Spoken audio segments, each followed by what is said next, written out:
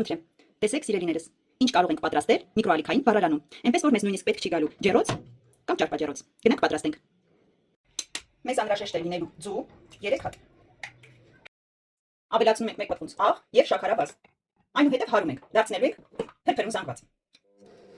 Ավելացնելու ենք բուսայուղ, ինչպես նաև սոդան ավելացնելու ենք մածունի վրա։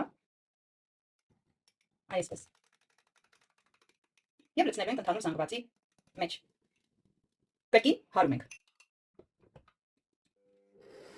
Ավելացնում ենք կակաոյի փոշի եւ ալյուր։ Այնուհետև տեղափոխելու ենք տարայի մեջ եւ միկրոալիքային վառարանում թխելու։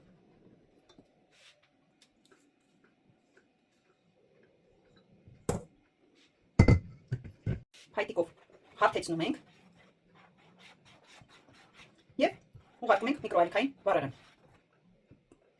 Իմ միկրոալիքային վառարանի հզորությունը 900 վատ է, իսկ ամանի տրամագիծը 25։ Դուք կարող եք առաջնորդվել ձեր միկրոալիքային վառարանով եւ ամանով։ Թողնելու ենք մի փոքր սարի։